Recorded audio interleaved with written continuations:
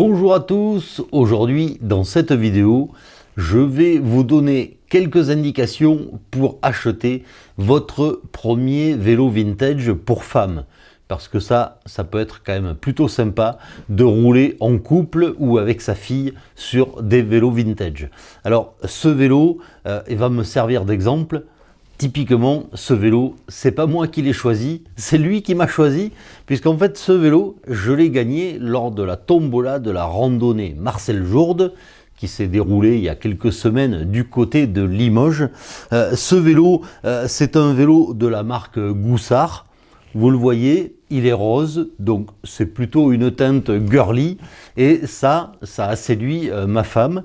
Alors ce vélo, c'est un très bon exemple de ce que vous pouvez acheter pour votre femme. Alors en termes de budget, si on parle un peu d'argent, je pense que voilà, un vélo comme ça, vous pouvez en trouver pour une centaine d'euros. Ça peut être des vélos Peugeot, des vélos Motobécane, des vélos Méral qui ont fait de très jolis vélos pour femmes. Voilà, il y a plein de marques qui ont fait de jolis vélos pour femmes. Alors, ce qu'on appelle un vélo femme, contrairement à un vélo homme, sur un vélo femme, il n'y a pas de tube horizontal. La géométrie du cadre est faite par un tube oblique. Alors pourquoi? Parce que d'une part, c'est quand même plus pratique d'enjamber un vélo comme ça quand on est en jupe. Et puis cette géométrie permet de faire des petits cadres. Là, typiquement, ce vélo, c'est un 49 cm si on le comparait à un vélo homme. Donc c'est vraiment un petit cadre et ça c'est quand même plutôt bien pour des personnes qui ne sont pas très grandes.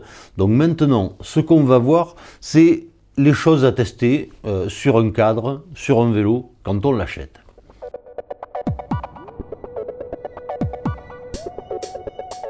Quand vous achetez un vélo, bien sûr, il y a des choses à vérifier. Alors j'ai déjà fait une vidéo sur comment choisir votre premier vélo vintage, vous pouvez la regarder, je vous la remets dans l'angle, et là c'est un petit peu pareil. Donc ce qu'il va falloir vérifier surtout, c'est le cadre, savoir si le cadre est en bon état. Alors la première chose à regarder, ça peut se faire à l'œil nu, c'est regarder si la fourche est bien alignée avec la douille de direction. Là, sur ce vélo, elle est bien alignée, ça veut dire que ce n'est pas un vélo qui a été accidenté. Si vous pouvez essayer le vélo que vous achetez, typiquement, roulez un peu, essayez de vous lâcher les deux mains. Si le vélo tire droit, ça veut dire que c'est un vélo qui est en bon état, ça veut dire que c'est un vélo qui n'a pas été accidenté. Ensuite, faites le tour du cadre, bon, regardez l'état de la peinture. Là, typiquement, ce vélo, la peinture est plutôt en bon état. Il y a quelques éclats, mais on va dire que c'est la patine. C'est un vélo des années 80, donc on ne peut pas aussi avoir un vélo qui a 40 ans et qui soit neuf. Donc forcément, il y a un petit peu d'usure. Ça, c'est pas trop grave, mais n'achetez pas un vélo où il faut refaire la peinture, parce que refaire une peinture sur un cadre, c'est souvent 150, 200 euros. Donc ça, c'est quand même pas très prudent de partir dans ce genre de chantier. Essayez de trouver un vélo qui a un bon état esthétique. Je vous l'ai déjà dit, quand on achète un vélo, il faut acheter un vélo qui soit complet. Il faut qu'il y ait des roues, il faut qu'il y ait une selle, voilà, il faut qu'il y ait un guidon. Il ne faut pas acheter un vélo qui va vous demander de trouver de nouvelles pièces, parce que sinon, vous aurez des problèmes pour trouver les pièces et puis votre budget va augmenter, et ça, c'est quand même pas très bon. Donc là, sur ce vélo, on est quand même plutôt pas mal. Le cadre est propre, il est complet, donc ça, c'est quand même plutôt bien. Ce que vous pouvez regarder aussi, c'est les roues. Est-ce que les roues sont voilées ou pas? Là, typiquement, elles tournent bien. Elles ne sont pas voilées, donc ça, c'est plutôt pas mal. Bon, bien sûr, je nettoierai les moyeux, je les regraisserai, je ferai des réglages. Mais déjà, regardez, la roue, elle tourne. Ça, c'est quand même plutôt bien. Ensuite, qu'est-ce qu'on a? On regarde aussi le jeu dans le pédalier. Donc, prenez la manivelle, essayez de bouger. Là, il n'y a pas de jeu, donc ça, c'est quand même bien. La direction aussi, qui tourne bien, il n'y a pas de point dur. Donc ça aussi, ça sera démonté, regraissé, réglé, mais là au moins on sait que ça fonctionne plutôt bien. Ça, c'est quand même un gros avantage d'avoir un vélo qui est plutôt dans un état général en bon état, parce que si c'est un gros chantier, ça va vous coûter cher, ça va vous prendre du temps, donc autant avoir un vélo qui est en très bon état dès le départ.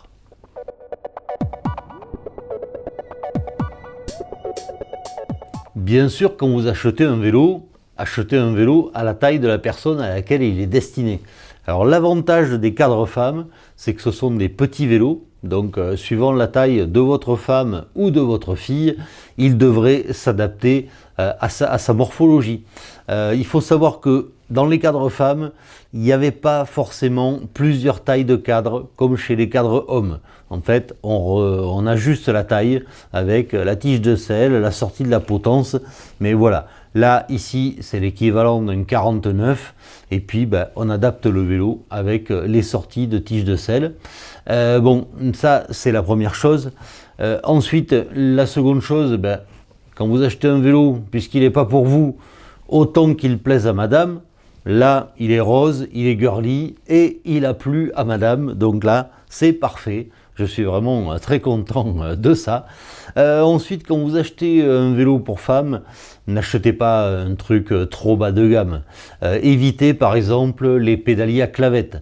Là, typiquement, on est sur un axe carré avec un pédalier endural. Alors, pourquoi je vous dis ça?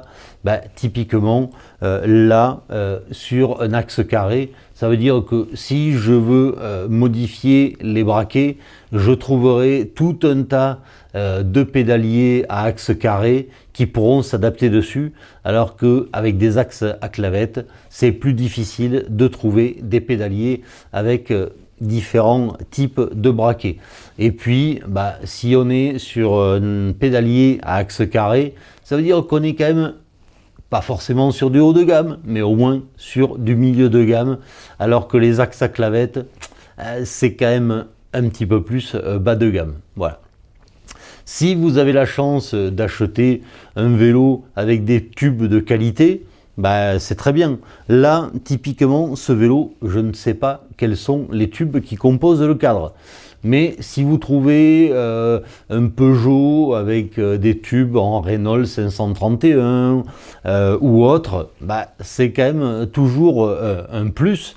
Donc ça voudra dire que vous n'avez pas un vélo qui est trop bas de gamme, parce que voilà, autant être sur un vélo milieu de gamme, vous aurez un vélo qui sera quand même beaucoup plus sympa, beaucoup plus léger et beaucoup plus simple à restaurer.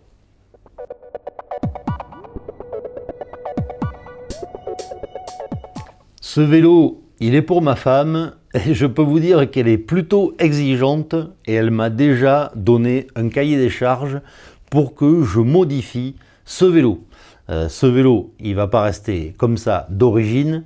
Elle m'a donné quelques directives pour le modifier. Alors déjà, elle voulait avoir des braquets pour pouvoir monter des côtes. Donc ça, c'est quand même quelque chose qui est important. Là, aujourd'hui, il y a un double plateau 46-42. C'est pas terrible. Donc ça, je vais modifier le pédalier et je vais lui monter un pédalier 40-30. Donc déjà, avec un petit plateau de 30 dents, ça permettra de franchir des bosses. Ensuite, au niveau des braquets, toujours, on va travailler sur la roue libre. Alors aujourd'hui, la roue libre, c'est une roue libre 5 vitesses, une 14-22, et ça, c'est quand même pas terrible. Alors l'avantage qu'il y a, ça, il faut le regarder, c'est qu'il y a de la place au niveau du cadre, et donc je vais pouvoir monter une roue libre 6 vitesses. Et là, au lieu de la 14-22, je vais lui monter une roue libre 6 vitesses 14-28. Ça, déjà, ça sera vraiment un grand confort, puisqu'elle aura en petit braquet 30, 28. Donc là, je pense qu'elle pourra passer partout. Ça, c'était pour les braquets, c'était important pour elle. Ensuite, elle voulait avoir du confort. Donc le confort, ça passe notamment par les pneus. Et donc là, au niveau des pneus, aujourd'hui, ce sont des pneus de 20 mm. Donc là, je vais passer sur des pneus de 28 mm. 28 mm, ça change tout, parce que ça permet d'avoir des pneus pas trop gonflés, autour de 5 bars, et donc ça permet d'avoir un meilleur confort. Je pense aussi que je vais lui changer la selle parce qu'elle n'est pas en bon état. Donc ça, c'est toujours pour du confort. Également, au niveau du guidon, il y a juste une espèce de ruban de cintre très rigide. Donc là, je pense que je vais lui monter des poignées un petit peu plus confortables. Voilà, ça, c'est pour le côté confort. Ensuite, ce qu'elle voulait, c'était avoir des pare-boue pour pouvoir rouler même si la route est mouillée. Donc là, il va falloir que je trouve des pare-boue à monter sur ce vélo. Et ensuite, la dernière chose qu'elle voulait, c'était avoir un porte-bagages à l'arrière pour pouvoir fixer un petit panier. Donc là, il va falloir que je trouve un porte-bagages à fixer. Bon, voilà, j'ai quelques pièces à trouver, quelques modifications. Voilà, ce vélo ne va pas rester d'origine, il va être amélioré, mais ça, voilà, ma femme voulait un vélo équipé comme ça. Donc ça, je pense que ça va pas être très très compliqué à trouver. Ça va pas me coûter non plus très très cher. Ça va demander un petit peu de temps, un petit peu de travail, mais ça, c'est pas un souci. Donc voilà. Là maintenant, moi ce que je vais faire, c'est que ce vélo, il va falloir que je le démonte entièrement, que je révise tous les accessoires, que je règle les moyeux, que je les graisse, etc. Bon bref, j'ai du boulot. Et je pense que le prochain épisode que vous allez voir sur ce vélo, ça sera le remontage. Donc j'espère que cette vidéo pour choisir un vélo femme vous sera utile. Et comme toujours, je vous dis à bientôt pour d'autres vidéos.